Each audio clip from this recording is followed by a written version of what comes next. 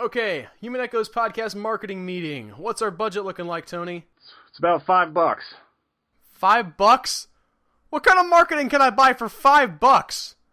I've got a guy in Sri Lanka who will write human echoes on his belly and dance around. Is that the best we can do?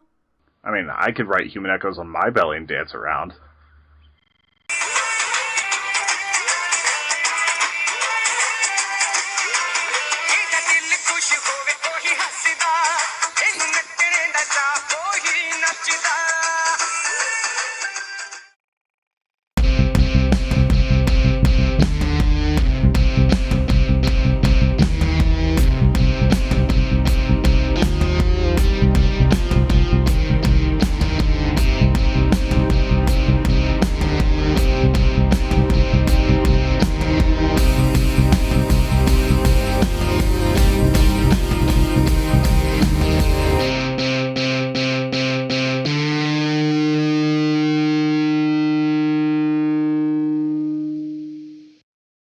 Hello, everybody, and welcome to the Human Echoes podcast.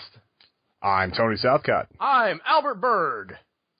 We're coming to you this week with a review of the new creature horror flick, Stung. Yes, we have been stung by this movie, Tony. Oh, I know that you had a little bit of an issue with this movie, or at least you were describing issues a couple days ago whenever we first started talking about it. I wanted to like this movie, Tony. I was so ready to like this movie. I was so ready to at least be on board with something about it, like the B horror aspect, or like kind of silly delivery of lines, or something. I didn't like. See, I wasn't quite as picky as Al was. I actually did enjoy this movie. I'm a big fan of creature features, so I was just able to kind of like let loose and enjoy it. I think a lot of times whenever you go into a movie, if you're not in quite the right mindset, it can taint the entire movie for you. You also saw it in two pieces, so you probably saw that with a lot of movies, Tony. First half hour. That first half hour is definitely a little bit too slow. The whole movie's too slow. There's padding all over the place in this movie. When they're sneaking through the house and they're like, we're going to sit here behind this hole for a second. Nope, we're going to sit here behind this hole for a second more. All right, now we're going to move. We're going to sit behind a door now. We're moving through some doors. These doors have fallen over, and we're all going to move through them. Let's show that. Everybody moving through the door.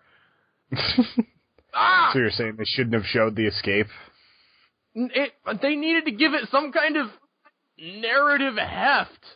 It's just people running around in a house. I get that from the Asylum, and at least it's entertaining because they're awful. This is just sort of... But the Asylum's trying to be bad, and there's an intentional heart to this movie that I like. Yeah, and these guys were trying to be good. Do you know who succeeds? Yeah. The Asylum. The Asylum tries to be bad, and they make The Asylum doesn't make movies that are actually entertaining like this movie, though. Like, they don't. It's just straight up, you're wrong. Flat out. There was no entertainment to be had in this movie, Tony. Oh, so you didn't like whenever you're seeing, like, random, like, wasps pop out of people? Like, you weren't interested in that? I say entertainment. The effects in this movie are amazing. Alright? I'm not going to question the creature effects. There's a lot of really great marriage between the CGI and the physical effects, and they made this movie for, like, $2.5 million, which is pocket change for a movie like this. As many effects as they have, I want to sing the praises of that aspect of it all day long because it looks great. Especially when you have the giant wasps, they sell that effect really well. Yeah. They also get rid of all the bad characters pretty quickly. Do they though, Tony? Because the two main characters are pretty blando. She wants to start a business, and he wants to get in her pants and go to Hawaii. And sounds like one of them gets what they want. I'm not going to tell you who, but that's literally the extent of their characters. She's all like, "I really hope this business succeeds," and he's already like, "Oh, I'm really going to hit on you every scene, and we're going to be sort of awkward, and maybe have a couple of moments of humor." Yeah, but what about Lance Henriksen? I don't know. Which one was that? Dude. Bishop from Alien, the guy that's been in 300 different movies and you've probably seen 50 of them. Which character did he play, Tony? The old guy. That guy was awesome. That guy was awesome, but he's like got 20 lines. He had a little more than that. I'm saying it wasn't enough, Tony. He didn't save the movie. I can talk if there was plenty of stuff in this movie that was okay, but it was just not, for me, not that good. I could say that it didn't live up to my expectations, especially because of the trailer. Like, I thought it was just going to be like a non-stop awesome movie, and there was a little bit too much shaky cam. Some of the things were predictable, like that one guy becoming having a thought parasite, basically. Like, I can't remember his name. I thought that was one of the more interesting things in the movie, when he had the thing coming out of his shoulder. It wasn't trying to rip itself away, so I figured it was going to be like the bridge between like the queen and the people. Because they laid eggs in him instead of like actually like stinging him and just turning him into it through the venom. Well, they wanted to lay the other guy. Yeah. Okay. Yeah, I mean, whatever you say, Tony. I'm sure it happened the way you said it happened, but I just wanted more. All right, that's all I'm saying. I didn't need it to be. I gotcha. I didn't need it to be great, but it felt like it wasn't. It was not funny enough to be a comedy. It wasn't exciting enough to be action, and it wasn't scary enough to be horror. It didn't pick something and go with it. Like, there were a couple moments where I'm like, okay, I'm actually laughing a little bit at what's going on, but there was just like peppered in through the movie. It wasn't like, Tucker and Dale versus Evil or something like that, where it's like, okay, this is actually supposed to be funny through the whole thing. Yeah. It took itself too seriously. I wonder if that was just like kind of an amateur hand at script writing, or what might have actually led to that. I don't know, but I mean, again, it's obvious that talented people worked on this film.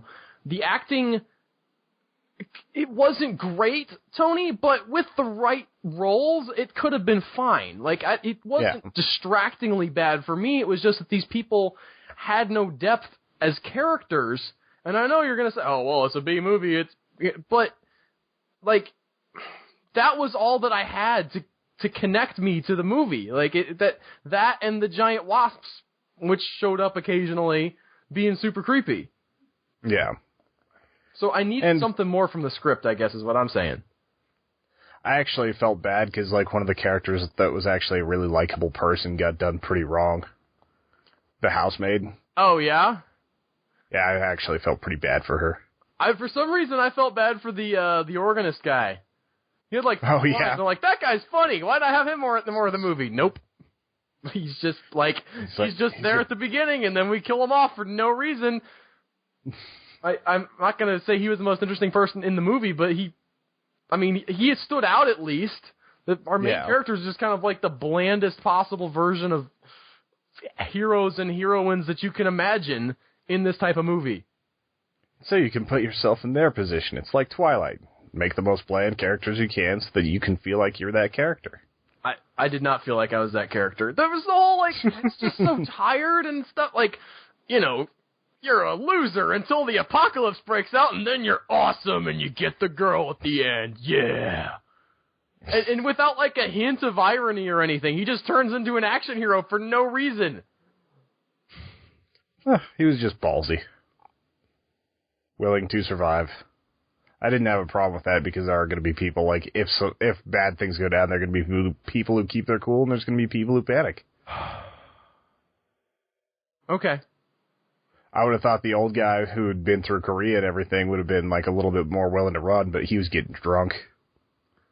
Again, I kind of liked his... I wanted to see, him and the Russian or German piano player guy, and then maybe the girl, just sort of surviving together. The guy just gets killed off. I don't know. There's a version of this movie that's awesome, Tony, but we didn't see it. What Al is saying is he doesn't like bros at all. There was a little bit of that, I'll admit. There's a little bit of that, what is this guy's character other than that he's just into the girl, and he's bad at stuff until he's good at stuff? That's not how you make stories. That's not how that works. I didn't really see him being that bad at catering. He was a bartender. It's kind of hard to be that bad at it. Like, you just have to have a charismatic personality enough to talk to people and get hit on by cougars. He could have been pulling some steel wool. Okay.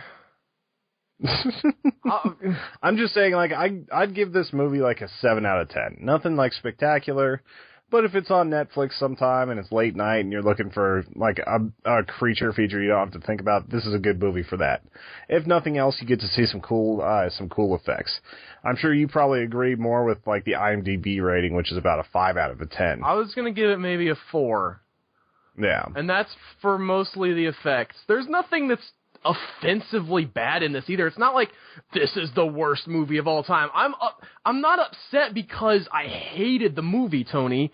I'm upset because it was so close to being it could have. I can see the potential there. I can see like a really good movie here, and it's just mediocre. It's not awful, but like I would almost rather watch an awful movie than be sitting here like just okay, I don't care. Like I wasn't even. I got done, and I just didn't. I didn't care. I didn't care. They ripped off the ending of Zombievers. It just maybe the sequel will be better. Maybe if it has different people and different writers, maybe. It is worth watching for the effects. If you like creature effects, if you are that kind of person that really digs into the practical effects and, you know, sort of like geeks out about the Alien and the original Alien and things like that, this movie's for you because the effects are great. But it's just, I'm sorry. I can see what you're saying. Like, there is a lot of potential to make it a great movie, but it's just... Yeah, I was able to just be in the right mindset for it. I'm more upset about the squandered potential than I am about the movie itself. Again, could have been great, and it was just sort of blah. And I wanted it to be great, Tony. I mean, you got me excited about this movie. The poster got me excited. Like, the trailer got me excited. And then it just, like, it didn't do anything with all of the great stuff that it had in its hand. So, well, if I would have gone to that midnight showing back at the Stanley Film Fest, I probably wouldn't have recommended this to you because, like, I'm starting to get good at predicting what you're gonna like, or what's really gonna bother you, and if something's just like hitting on like a mid-level, I can pretty much tell you're gonna hate it. It either has to be doing something very, very badly for you to like it, or extremely proficiently, like beyond what a normal filmmaker can do. Speaking of doing things, we gotta talk later about doing things badly, because the Asylum has a new movie coming out that I'm uber excited about, Tony. But time to transition out of this unless you have any more thoughts on Stung. I think that I'm almost done. We asked for questions. Does anybody have any questions pertaining to the movie? Not related to Stung. Okay. Well, that was our review of Stung. We're sorry we didn't like it. I wanted to like it. I'm sure we would have gotten more questions for this movie if I hadn't misspelled some things. So, Tony, every day for the podcast, tweets out for questions for you guys to send in questions, which you can send in to any time on Twitter at HEPodcast. But Tony has been having some eye problems. He can't see that well. So I wake up this morning, and I have in my Twitter feed. I'm gonna pull it up on my phone here. And keep in mind that I just sent this out last night and turned off the computer, so I didn't even double check anything. I usually I'll delete a tweet if there's something egregiously misspelled. But last night, I just put in 6 different eye drops, and I was done for the night. My eyes were cached.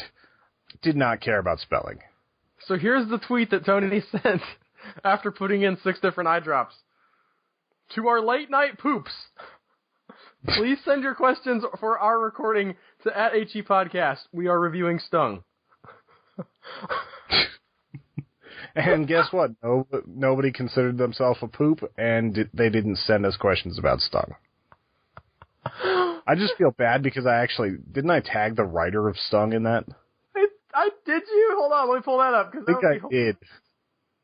No, that was in the morning one that you did. Okay, that's better. I was a little worried that I did that.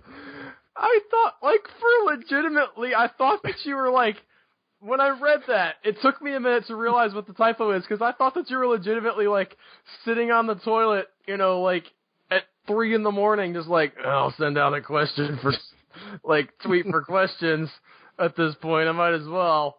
My late night poops. We're like, No, that's more something to realize you had misspelled peeps. Which, I get, was that on the phone, Tony? That was on my computer. Okay. Like, I don't know if you guys can see. I'm gonna hold up my keyboard. E and O are not close to each other, Tony. I don't know what happened, man. Like, it was late, I was tired, and I couldn't, like, I just didn't see anything. I didn't even think or look back. It might have been a Freudian slip. Maybe I did have to go to the bathroom. I have no idea. I remember specifically thinking, I'm not, like, peeps sounds cooler than folks, so I'm going to put that. I can only imagine the typo you would have done for folks, Tony. Do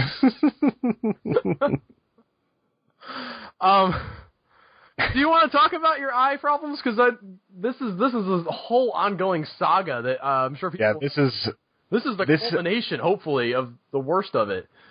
It started on May 30th. That's whenever I have the pictures in my phone for whenever it first started flaring up.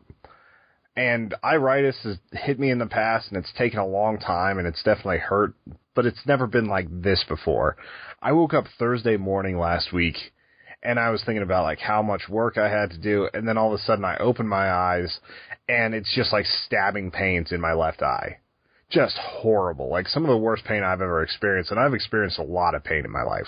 Like, I've got a wicked tolerance that's probably inappropriate for most people. Like, it's hard fought and hard won because of my spinal issue. And I'm sitting there, and I'm just completely debilitated. I get on Skype, I call Joseph, because I can barely see anything out of either eye. My right eye is just a big gray mess, like blob. I can't read anything. I can only find where the Skype icon is. I couldn't tell if I was calling you or Joe. It was just the last person on my list. Then I tell him I can't do it, and that I'm going to the eye doctor. Eye doctor, I get there, a lot of times this place is just like, oh, here's some drops, and they send you away in 5 minutes. And I got this overzealous young doctor, which his overzealousness was actually refreshing because he actually tried everything. Like, he was sitting there and he was calling glaucoma specialists on the other side of the state. He was calling all sorts of different people, like, just trying to figure out what to do. And he's trying every drop imaginable. I had more than 40 eye drops that day. Like, just trying to see if we could clear this out without the surgery option. Then he gave me this pill, and he gave me a thing of crackers, and he was like, eat these because in 5 minutes you're going to be throwing up. And I'm like, I don't like the sound of this. Do you enjoy throwing up crackers, Tony? Oh, he said it would help. Okay. To have something to throw up because I hadn't eaten anything that day. Oh, I get you. And you're going to throw up. Here's some stuff to puke back up. You need to do bananas, Tony. Bananas are the best thing to puke. I mean, the only thing that tastes as good going up as it does going down is Taco Bell. Everybody knows that. But, like, I'm sitting there in the office, and he hands me this pill. It's this giant orange pill. It's, like, the size of at least a quarter wide. It looks more like a wafer or a Eucharist. And so I swallow that thing, and then it just starts, like, rumbling. And I'm like, this is going to be bad. I'm going to try not to. They hand me, like these barf bags and everything. Explosive vomit all over the bathroom there. Just horrible start to the day. I can't see anything, so I don't care about the mess I'm making. I'm trying to keep it contained. How long but you know what? Keep the pill I can't down? see the walls. Did you see the pill come back up? No, it just dissolves. Okay. Like, you could feel it dissolving in your stomach. And then they gave me some Vicodin, which, with no stomach acid and nothing left after, like, throwing up 4 times, my stomach didn't like that either, so I just threw that up immediately. And then they're like, oh, that didn't work. It didn't affect the pressure at all. I'm sorry. And then they send me this guy, Dr. Arnold, and he's like, all right, I want you to sit in this chair because it's time to blast some holes in your eyes. That was literally how he phrased it. Here's where it gets good, folks. You thought the story was gruesome before now. Yeah. He's like, all right, I want you to grab these handlebars. I want you to hold your eye as perfectly still as you can. And he puts this lens up to my eye, like the full-size contacts they use for like Thriller and everything, the ones that cover the sides of the eye more than just the pupil, cornea, all that stuff. Right. He like jams one of those up there, and it's like digging into like the upper part of my eye. And it's all just to like something to brace the eye so it doesn't move. He's got both of his fingers pressed into that eye that's already like just completely busted. And then I start seeing little pulses of light. Like, he said it's not a laser. It's something else. It's like some sort of pulse thing. And I'm like, does it really matter? It's a laser. I see you're targeting lasers. I would rather it be a laser, Tony. Yeah, it's like an energy What are you pulsing me with? Is it like acid? Or is it... Yeah. That's what it kind of felt like. Every time he did it, it was just a little burn. And so he punches 43 holes. It's energy. You understand? They're not lasers. It's not into the sunlight coming down. It's the colored part of my eye. The weirdest thing is, like, you could actually see targeting lasers every once in a while when they cross over the middle of the eye. You just, like, see a pair of them just go over like you're being shot at by a sniper or something. I like that. Yeah, like Predator or something like that. And, like, he moves it around the eye, and he's rapid fire, clicking. And then, he hits the optic nerve. Like, it blasts through and hits the optic nerve. I freak out. I yank my head away, like, the contact falls out, and he starts yelling at me for it. He's like, you have to sit still. And it's like, don't shoot my optic nerve then. He's trying to keep you from going blind, Tony. I know. Arguably, but that was one of the weirdest pains I've ever had. Like, most of it doesn't hurt that bad. Imagine that someone is going from behind your eye and flicking the front of it from inside your eye. Just over and over again. That's what most of it feels like. Anytime it hits the nerve, though, that's whenever it gets insane. Ow. So I have 43 holes in my eye from the first day. And whenever I go home, like, I'm in more pain than when I came in. My face is all messed up from, like, all the drops running down my face, all the different chemicals. I was going to say, you went to the doctor and he made you throw up and poked a bunch of holes in your eyes, Tony. I feel like that was not a net positive. Yeah, and more than a dozen people did the whole thing where, like, my eyes are pretty small to begin with. Everybody who's watched the podcast knows that, like, I look like I'm stoned all the time, and I'm not, but it does look like I'm stoned. I'm, like, half eye open. So every time they put 2 fingers on my face and open my eyes for me. And none of them had gloves on for that. And more than a dozen people did that to me. So, like, I actually have I got a black eye from it. From all the times they just jabbed their fingers into my eye, opened it, and put drops in. And once you have a black eye, your eye's well shut, right? Yeah, like, every time they did it, it started swelling more. So, like, my face is just swollen up and gross. And I end up going to my sister's house because they feel bad and they want to make sure that I'm not at home for this, like, especially after all the drugs and everything else I'm on. Yeah, that's one of the great things about being married is when you get sick, you can be like, honey, help! And the person can help you. You're sick when you're single, you gotta, like, go to somebody's house. Yeah. And I could have done it from home and everything, but they help majorly. Like, I owe them some major babysitting because my niece is coming in October. So, just trading favors. I'm sure I'll end up having to pay for that, but it's gonna be a good thing. But, like, that night is honestly one of the worst nights I've ever experienced in my entire life. Like, the pain is worse than anything I've ever experienced. It's just throbbing all night. The only thing that makes it feel slightly better is a hot shower where I just let water run over it.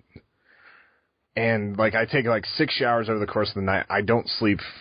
I don't even think I slept for 45 minutes. It was just constant all-night pain. And by the time the morning came, I was down to 20% vision, or possibly even less in my left eye. I couldn't tell a lamp from a window. It was just shadows or light. That was all I could see out of my left eye. My right eye was about maybe 40% functional. Like, I could tell, like, a person from a dog and things like that, but I couldn't really see any details. So I'm sitting there and I'm, like, a little more than half blind. And I get to the doctor, and they start looking at my eye and doing the pressure checks and everything.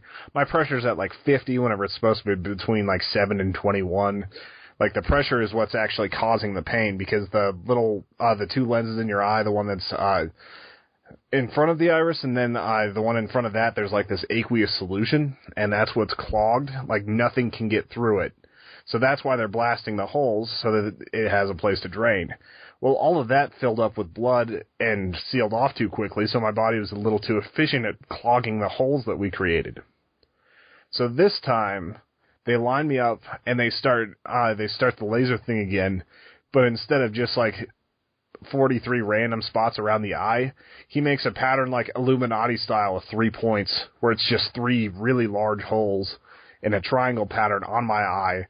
And like not even 15 minutes later, it's just like draining out and I can start to see again, and the pain started to subside and everything else. It's like, why didn't we do this yesterday? It's probably more dangerous to have those size of holes, but that was insane. Like, then I switched over to Tylenol 3, which is a much better painkiller than Vicodin, or at least to me it is. Tylenol 3? It's Tylenol with codeine number 3. Okay. It's like Tylenol 3. If it is a sequel, it's really way better than the original. And, like, I just took that. I had, like, a 4-hour nap, woke up, and I was feeling, like, incredibly better. Then I slept for another 14 hours after that, and things started to get a little bit better. Still having vision trouble as far as being able to see, but it's nothing like what it was before with that pain. That was horrible. Being able to see is kind of important, though, Tony. Yeah, being able to read things is kind of important. Yeah, especially since I've been doing like graphic design work and everything, trying to make some cool looking stuff. Yeah. I'm like sitting there trying to read Twitter, and it's like, this isn't happening. So if I've been tweeting less or tweeting about poops instead of peeps, that's why. Speaking of tweeting and trying to get people to send in questions, did we actually get any questions, Tony? We did. They didn't come through Twitter. They came through text. They came from the Noodles. One from Caleb, one from Hannah. So, this will be fun. All right. Caleb Newell, priority default on Twitter, asks, what is the weirdest compliment you've ever received for creative work, and what compliment would you never want to receive? I don't know if I've ever received any weird... any compliment of my creative works is weird, Tony, because people like them, and it's like, what's wrong with you? There's a gentleman, I think it's a guy, who I've talked about on the podcast, who wrote to me about a story that I wrote relatively early in my writing career, and about once a year, me and him will exchange an email, and he'll just ask, are you going to do anything with that story? Are you going to write a sequel to that story? Because this guy, like, very articulate, nice, like, intelligent sounding person, really liked the story that I wrote when I was first learning how to write. And that email is one of the weirdest fan interactions I've ever had yet, where someone, probably because it was before I was doing any of this. It's not like anybody knew who I was. This guy went and found my address on the site where I'd posted this story and, like, sent me this email, you know, talking about how much he enjoyed the story and, you know, just letting me know what it had meant to him. And it was a bizarre experience because I'd never had anybody, to this day, I haven't really had anybody send me any kind of long correspondence about, like, you know, something that I've done that means something to them. So I don't know if that's the answer that Mr. Newell is looking for. It wasn't weird in the sense of, like, why would they say that? But it was weird in, I guess, how fervent it was and how sincere and how in-depth the person was about the story that I look back at and I'm like, I had no idea what I was doing back then, but it made a connection with him, and I don't know, like, that has always stuck with me. I think the strangest comment I've ever received was from my old boss. He read one of my stories for the arena, and he just sent me a message. He's like, I liked your story. It made me feel like a little girl again. And he's like 6'7", just big beard, everything like that. And I know he's just messing with me, but it was still like, it was just one of the weirder comments I've ever gotten. What was the story? Do you remember? I think it was Build a Night. Okay, I was going to say, was that Build a Night? Because I know where he's coming from with that one. Did it make you feel like a little girl again? No, I'm just saying, like, it's the kind of story that harkens you back to childhood, Tony. Like, yeah. I add that in with a weird sense of humor, and I see where that quote is coming from. For sure. He definitely has a weird sense of humor, but he's a good guy. So the last part of that question was, what compliment would you not want to receive? Yes? Or what comment would you not want to receive? Yeah. Huh. I mean, obviously, you don't want to hear, like, your story sucks, I hated it. That one's really, I mean, just nobody enjoys negativity when you work hard to make something. Yeah. Maybe, this is so good it must be plagiarized. It's... We had a weird phenomenon on the website a while back where people would search for an entire length of text from one of the blog posts I wrote and find our website through that text. And the only thing we could figure out that had happened was that somebody was lifting that blog post and using it as like a book report, because it was about Moby Dick. And I wrote this long, after I finally finished Moby Dick, I wrote basically a book report, a review of it, about what I thought. And people would search for like the entire text of the review and find our website, and I was like, this is very specific. Somebody has this somewhere, and they're using this for some other purpose. So that's the closest I've ever gotten to being plagiarized. I had my zombie story lifted 2 or 3 times now, put on various websites.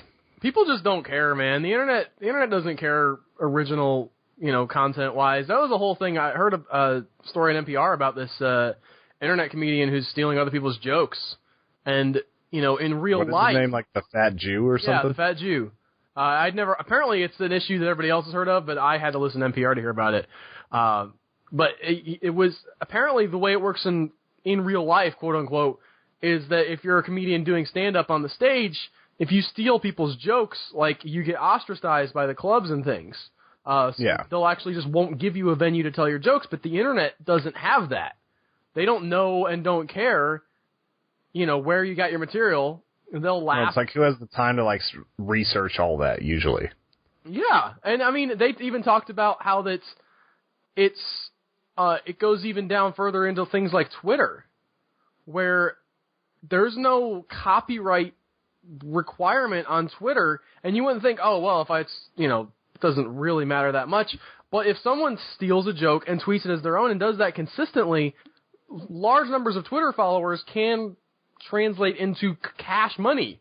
If you have a big following, people will pay you money to advertise their products. That's how some of the Voldemort and Batman accounts actually make some pretty good money. Like some of those sponsored tweets that paid up to $3,000. Right. So it does matter who the original maker of the thing was, and it's a weird thing because the internet's the Wild West. And how do you even attribute a tweet? A tweet's 140 characters. It's something that's so short. Yes, it can be original, but I'm not saying that we shouldn't steal. But it's one of those things where you don't even think about like who said this first. Yeah, it's just like the only way to really attribute it is to do a retweet, but not everybody wants to see that because a lot of people have retweets turned off. Oh, do they? I didn't even know you could do that. Yeah, I turned it on. Like it's made my feed a lot more tolerable because there's some people I really like to follow that are a little bit retweet crazy. So like if I can turn that off, all of a sudden like I just see their original content instead of like their entire flood of retweets.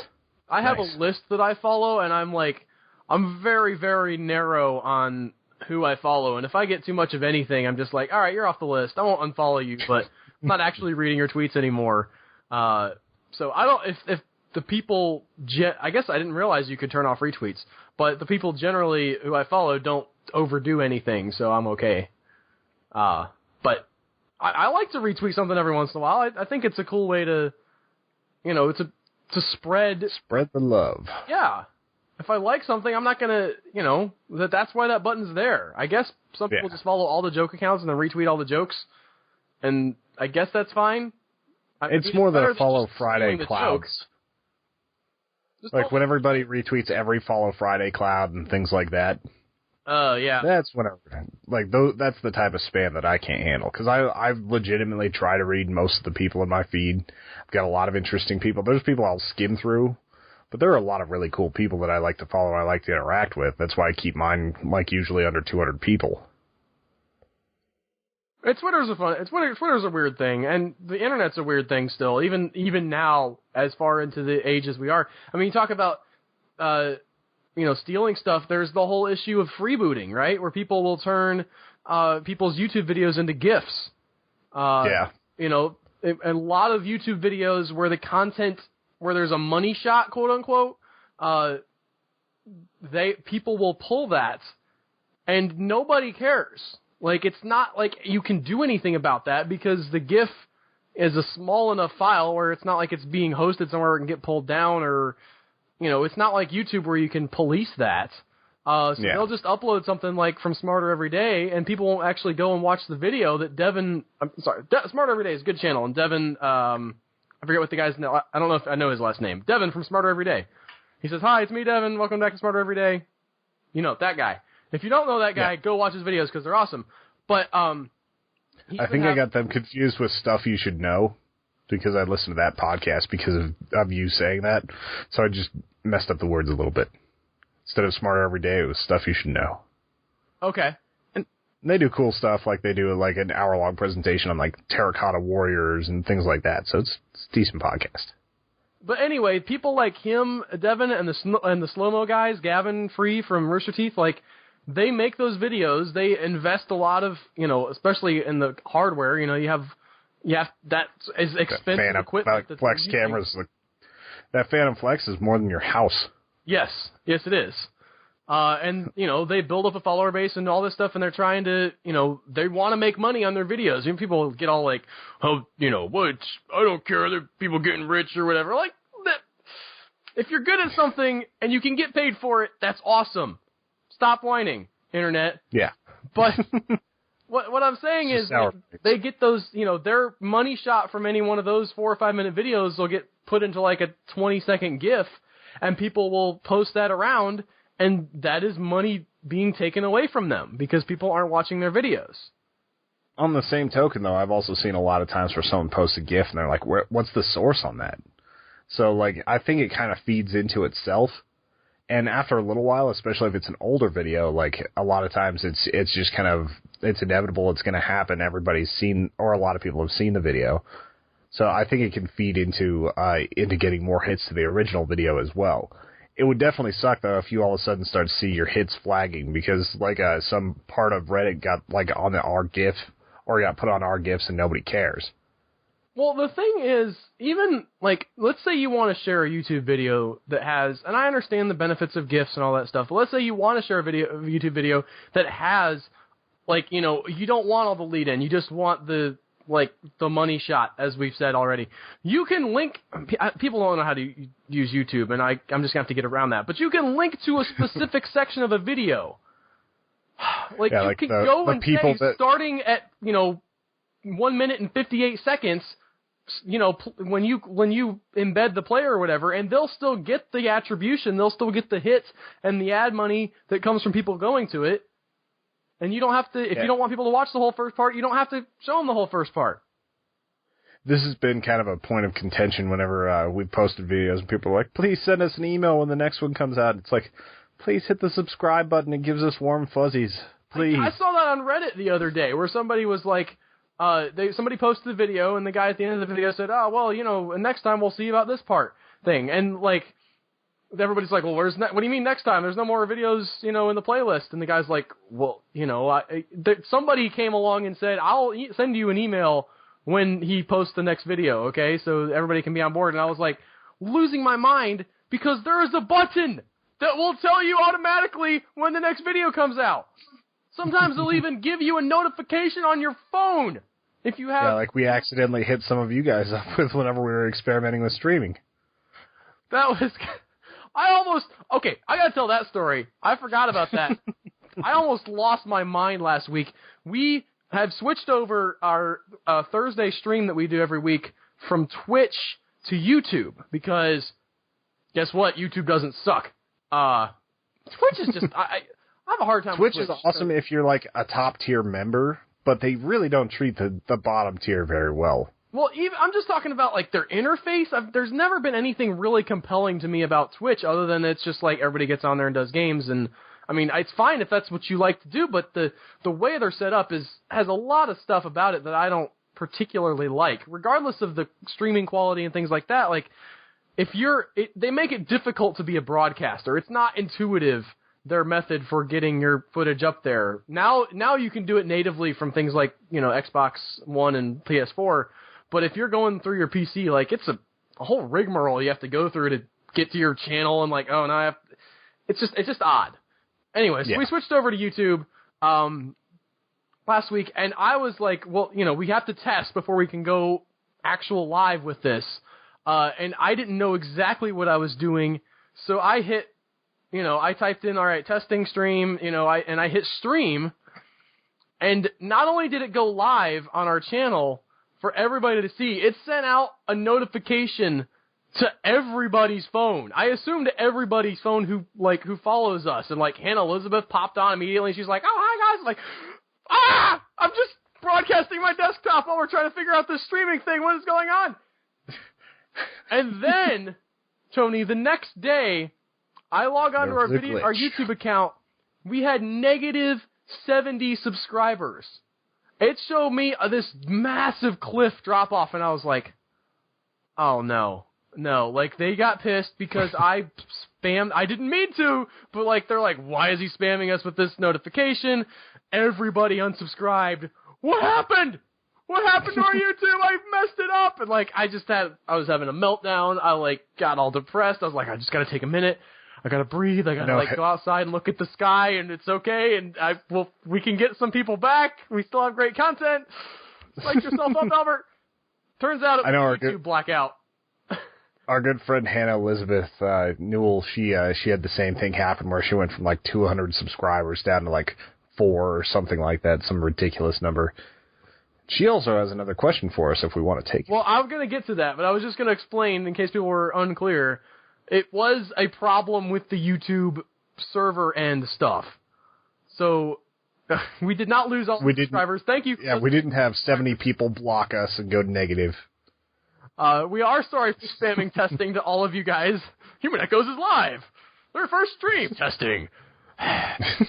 We figured it out. I was not able to participate. You can schedule things, and it's great. So, yeah. I unfortunately was not able to participate in that test. I would have made the ugliest thing ever on Minecraft because I was blind. You would have just like wandered into a wall. Probably. Guys, and you're just like in a corner somewhere, walking. I would have spent like 35 minutes trying to place a piece of flesh or something. What was the question from Hannah? The question from Hannah is, you're suddenly given a late-night talk show and decide to use it to kill off an award-winning actor on air. Who is it, and how would you do it? Which award did they win? Let's just call it an Oscar. Okay, so we can't go with like Golden Globes or Razzies, or it has to be like... It can be anything you want. You're the one that's hosting the show. Like, if you want to get Susan Sarandon for a Razzie, or not Susan Sarandon, Sandra Bullock for a Razzie, you can. I think she has an actual Oscar too, Tony. You could. I'm saying she's got both. Winner. She actually went to the Razzie ceremony to defend the movie that she was in for that. No, I don't think she defended it. I think she said, like, thank you for this, and the people who made it suck, is the version of that. I'm trying to remember who actually defended it, or they were promoting another movie, maybe. I can't remember. I thought it was her defending a movie. Maybe she was promoting another. That would be genius. Like, this one sucks. Go see my other one. It doesn't suck. Yeah. So, the one that I'm about to win an Oscar for. Kind of like viral marketing is the best marketing. It doesn't always work. It doesn't always have the best movies around it, but like, anyway. Late night talk show. This is a weirdly specific question. I'm killing them off on air? Yes. Why? I don't know. Maybe it's a mercy killing like Adam Sandler. Well, now I can't get that out of my head. I can't think of, like, why would I want to... I don't want to kill anybody, Tony. I don't feel like that's a... I can't answer this question. There's nobody that I dislike enough to be like, yes, you die. You know, I mean, what about O.J. Simpson? He might have won an award or two. All right. I was actually, for some reason, my brain hopped to Bill Cosby because he's more recent, but I was thinking, like, no, not even he's, like, I don't want to kill him. Like, he's been disgraced and people know what he did, and I think that, like, a long life of just being ignored is maybe the best thing that could happen to him. Yeah, for a guy that's, like, all about the attention and everything else. O.J. Simpson, maybe. I'm not... Even then, like, I'm not really into the whole vigilante justice thing, Tony. It's not... It doesn't... Who would you kill? Like I said, the only thing I can think of right now is just Adam Sandler, so, like, somebody needs to put a stop to that. Someone really does. Like, and it would just be very kind. It would be a very, very nice mercy killing. I would have, like, Macho Man Randy Savage come back from the grave and just choke him until he was dead. I have a feeling that, like, I could get Shia LaBeouf to come on and, like, ritually kill himself as performance art on my late night. Like, I feel like I could do that, and he would be on board with it.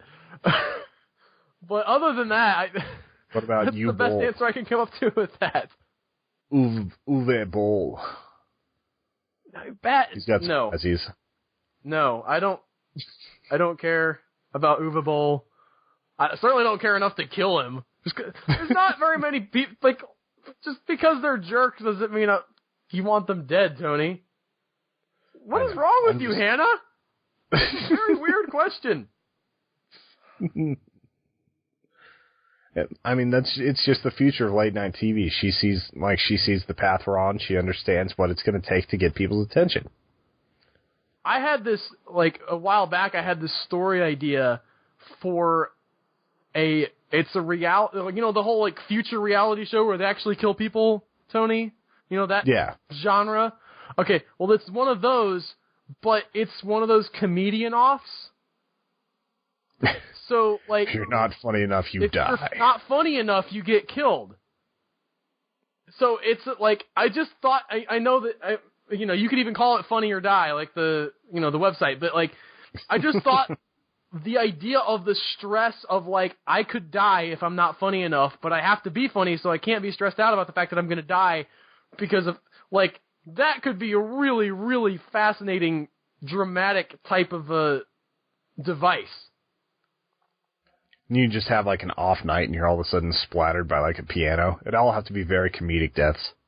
Oh, yeah, that would even work better. Oh, there's a way to write this story. Oh.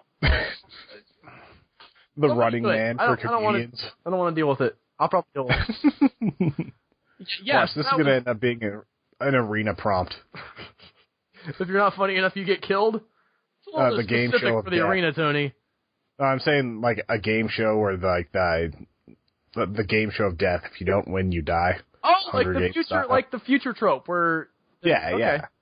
I can see that. Yeah, that could be a prompt. Anyway, that's for later, Tony. I got my prompt yesterday. I have to write a story about bugs. Oh, that's a simple one. Yeah. And I'll be able to come up with something good. I'm not saying that it'll be simple to write the story, because it's never simple to write a story, but, like, it's very, I don't very think I'll be able to find a sentimental angle. I gotta talk about something, though, Tony. So my youngest son right now just turned 1, and we had his birthday party this Saturday.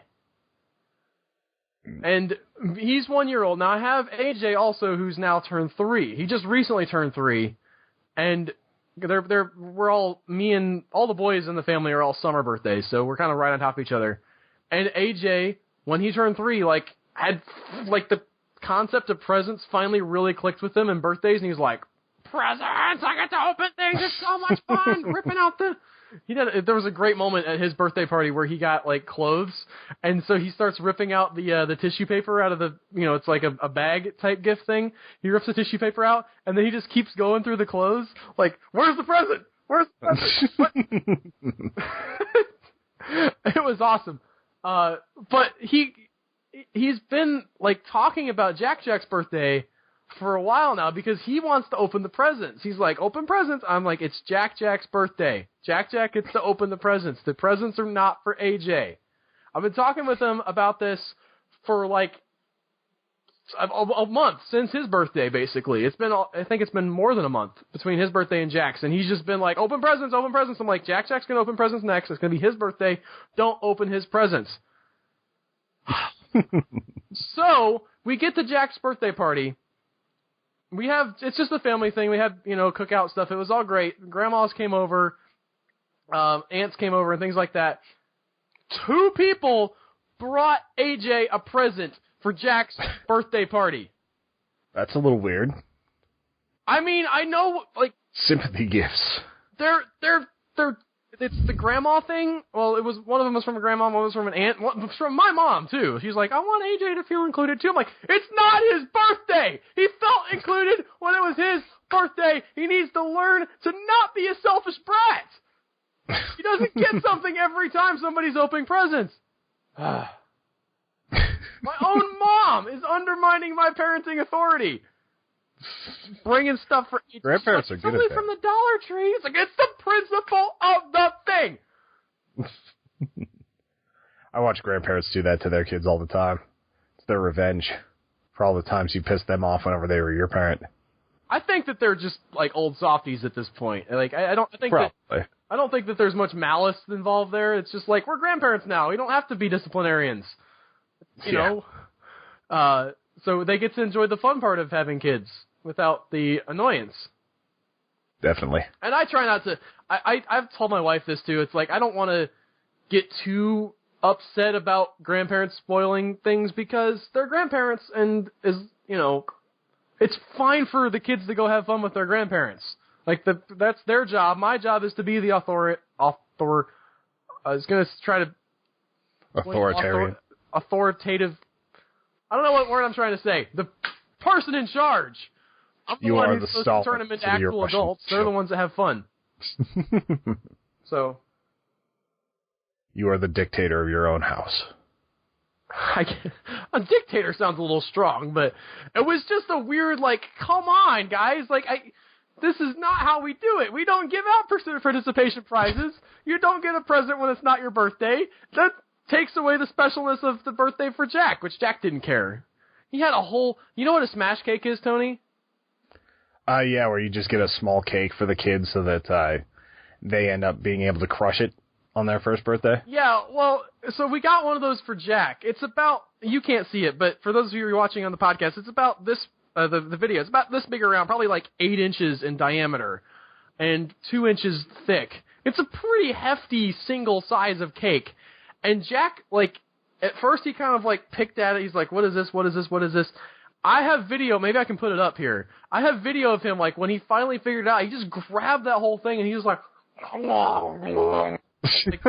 just shoved an entire cake in his mouth. 1-year-old ate an entire smash cake. I mean, there's a lot of crumbs left over, but it was hilarious watching him eat that. Awesome. So... And that's what every parent hopes for when they buy the smash cake. Because I've seen little kids that just like barely pick at it, and I've seen kids that go like forehead first into it.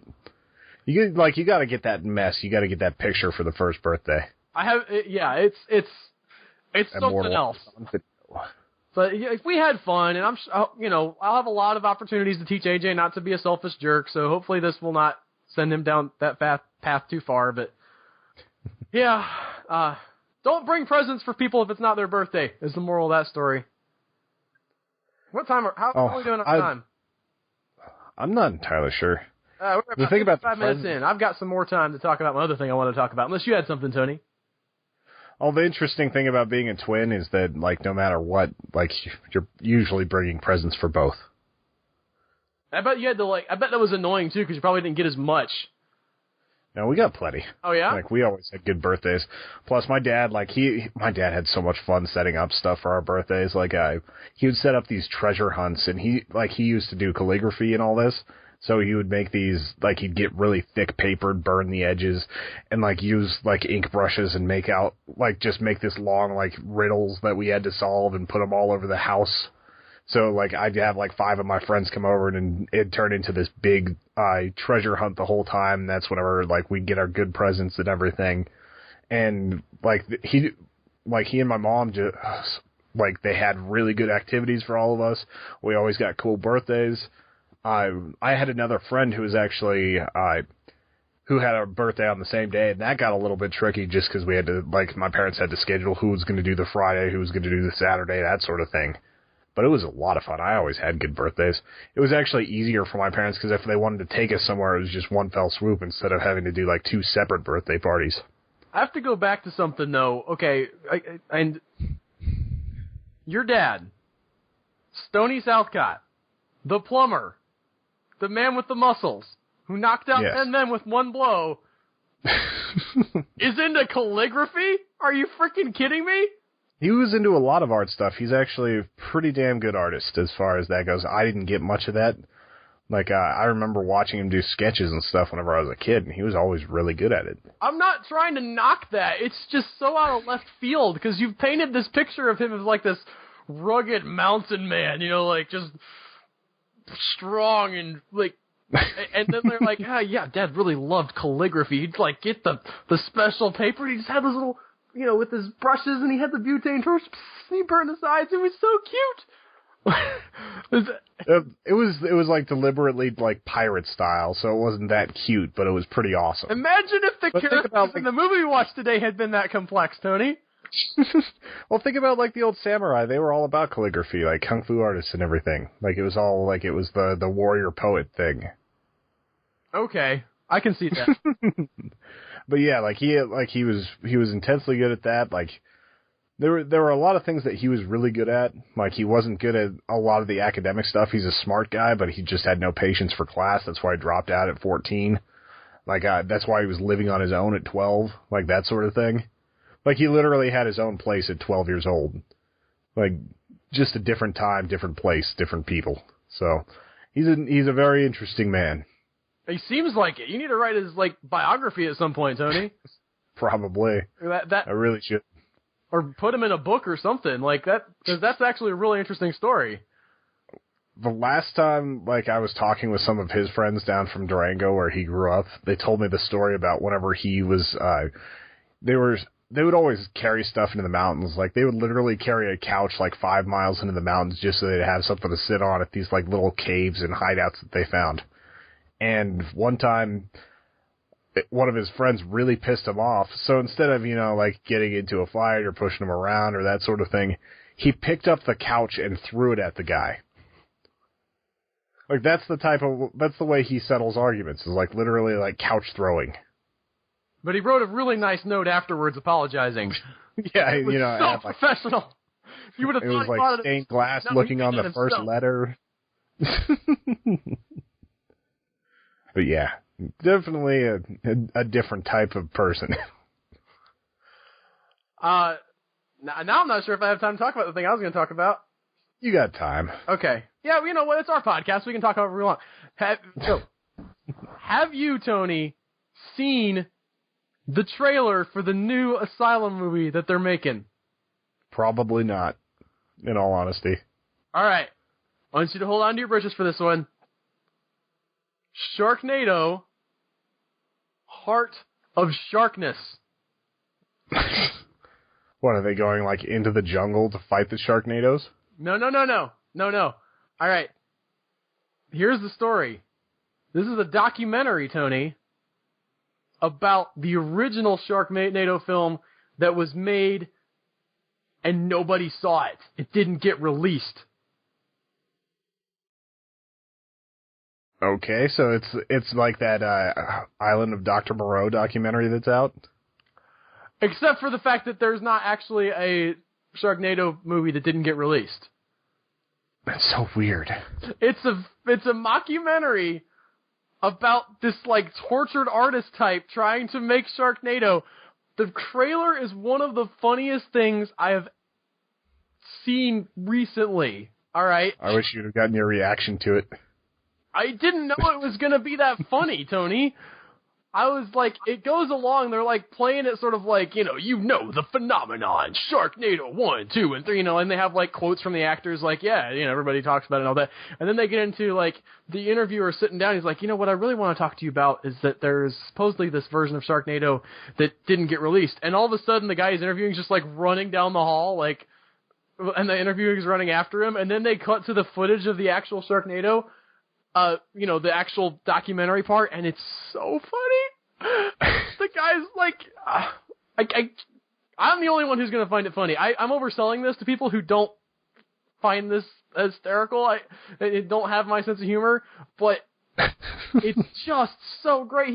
There's this like just quick little scene where he's just like, the director and then two of the actors are standing with their arms like all around each other, like in a circle, and they're dancing, and the director's like, "We're in a Sharknado! We're in a Sharknado!"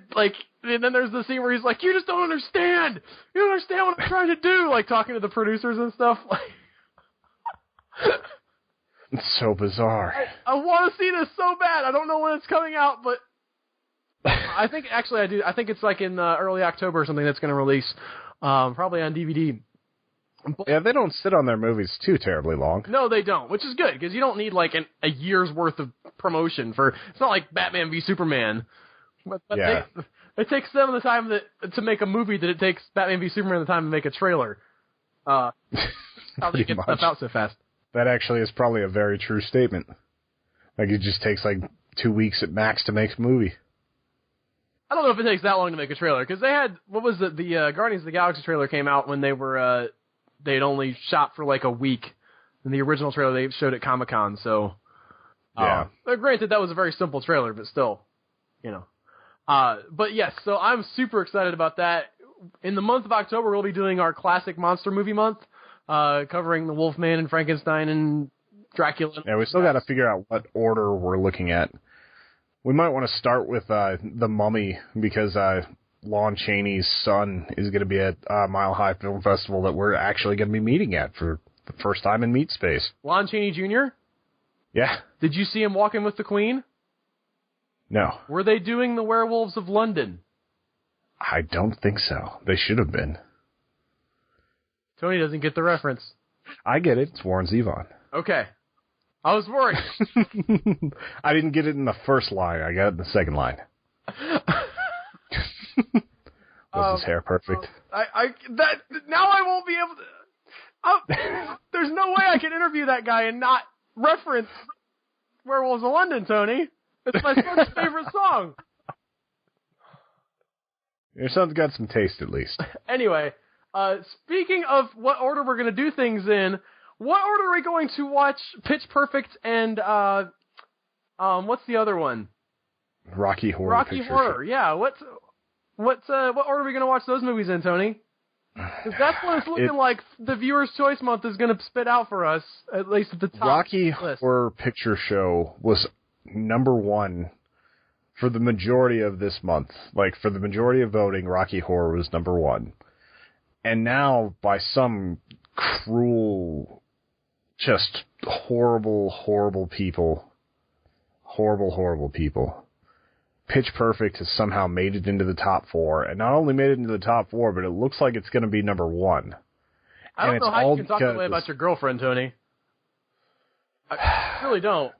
You didn't see my comment to her? I did not. I think I saw it. It's been a while. Like, yes. she wrote, I voted for every musical, and I was like, be gone, devil woman. I sincerely believe that she's, gone and gotten her Facebook friend, go vote for Tony, I have to watch Pitch Perfect too. Yeah, she just blocked me from being able to see that one post. It wouldn't surprise me. I don't know. I don't know how that works on Facebook, but I'm just saying, I sense that her hand of influence in this. Is Cannibal Holocaust anywhere up there? I don't think it's up there anymore. Okay. That's one I kind of want to see, just to, say I've seen it. But it's also one that I'm not super looking forward to because it's so graphic. It's definitely a curiosity to me to also see the first found footage movie. but I know it's going to be an emotionally heavy movie. Honestly, most of the list that we have gotten, I've really, really enjoyed. The only one that I looked at and I was like, I really don't want to watch that was Transylvania 6-5000. Because I've seen that movie, Tony, and it's not awful. It was just sort of, Or Tromeo and Juliet. I'd rather see Tromeo and Juliet than Transylvania 6-5000. Because Tromeo and Juliet was James Gunn, and he directed Guardians of the Galaxy and Slither, and I never saw Super, but it looked good. So maybe he brought some, James Gunn sensibility to that. But I'm looking at the voting right now, if I can see it. I'm opening my definitive list of where we're at. Attack here because I think this episode will air before the voting closes. So if everybody jumps on and votes for Transylvania 6-5000, I'll just be stuck. But most of the other films that you guys have nominated have actually been pretty interesting from one angle or another. Now, if voting were to end today, which it actually ends, I think, on Monday following the release of this podcast, on the 31st of August, it would be Pitch Perfect, Rocky Horror Picture Show, Pippi on the Run, and Forbidden Planet. Forbidden Planet? Yeah, I'm not sure. That one just, surged out of nowhere. Okay. I'm okay with Forbidden Planet, I guess. I mean, I've heard of it. It's actually in a three-way tie, it looks like. No, two-way tie. Dwarf, Alice in Wonderland is tied for 4th place. But, I don't know how we'll handle the tie. Better kick in with that Pippi on the Run promotion because everybody else has already voted. So, yeah, we may if Pippi on the Run doesn't get nominated, we may have to do it just as an honorary sometime, or as a bonus episode. No, Pippi on the Run is currently in 3rd place. So okay, I'm just expecting it to go higher. I think his promotion started a bit late. Is the only problem. He's a busy man right now. He's doing cool archival things. Lesson learned for next year, John Jones. You want to get that in early. Yeah. Anyway, tune in next week. We aren't exactly sure which one will be first, but we will be starting in with the choices of Viewers' Choice Month. It looks like it'll probably be Pitch Perfect. So have fun with that. And we will see you next week with whatever it is that won the Viewers' Choice Month, and we'll work our way down the list to part 4. Have an awesome one, guys. Please have mercy. Vote for something else. It needs all the other things need at least 19 votes to go over Pitch Perfect 4 or Pitch Perfect. Yeah. Sorry. And no, you're okay with Rocky Horror. Anyway, we'll see how it shakes out. That's all at humanechoes.com. We have also lots of other great content there, and we have a way for you to sponsor this podcast and get the extra cool content, which we'll be releasing. Is it this week, Tony?